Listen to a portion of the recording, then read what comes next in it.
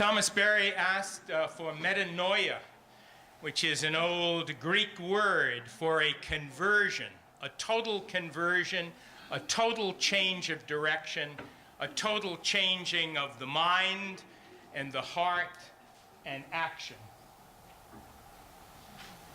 He asked humanity to make this change, and he asked humanity to make that change as soon as possible. He asked that this change be made not only on an individual level, but on an institutional level, and finally on a planetary level itself. So this is a huge prophetic challenge to us. And we can only be, I think, humbled by it, remembering our space between the heavens and the earth, that even a small one like us belongs here. And trusting very deeply that greater forces move through us, and we can open ourselves to those forces so that we are not doing this in the old way from the neck up and by our own efforts. In the work that I do, I have a new mantra, and that mantra is to say, I do not do the great work for myself alone.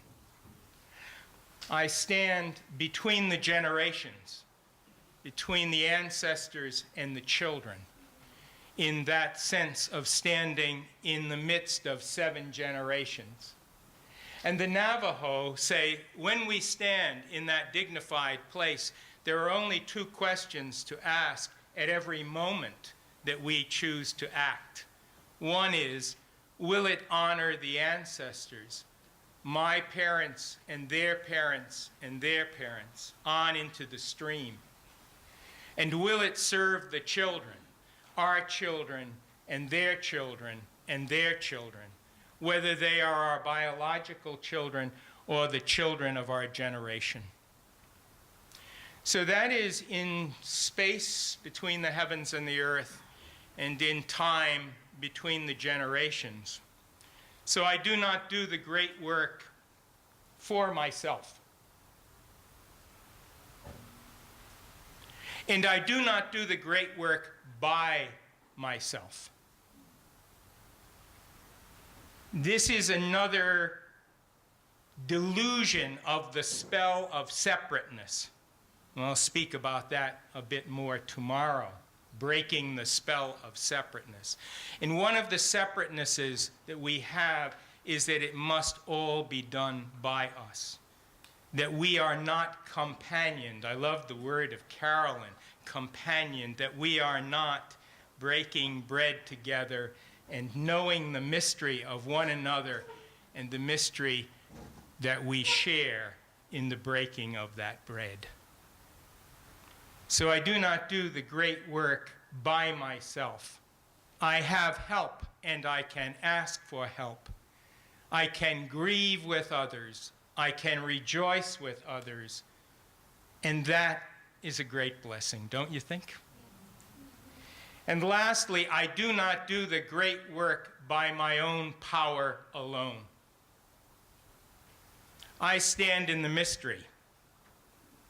And it seems to me, as I reflect in this time in my life of the gifts of later life, the gifts of autumn and the gifts of winter, that the gifts of autumn return us to the natural world, return us to simple things, return us to the earth, the water, the fire, the air, which, as the native people say, returns, returns, returns, returns. Ya-hey, ya-hey, ya-hey, ya-ho, ya-ho, ya-ho. Let's sing that. The earth, the water, the fire, the air returns, returns, returns, returns. The earth, the water, the fire, the air returns, returns, returns, returns. Ya hey, ya hey, ya hey, ya hey, ya ho, ya ho, ya ho, ya ho. Ya hey, ya hey, ya hey, ya hey, ya ho, ya ho, ya ho, ya ho.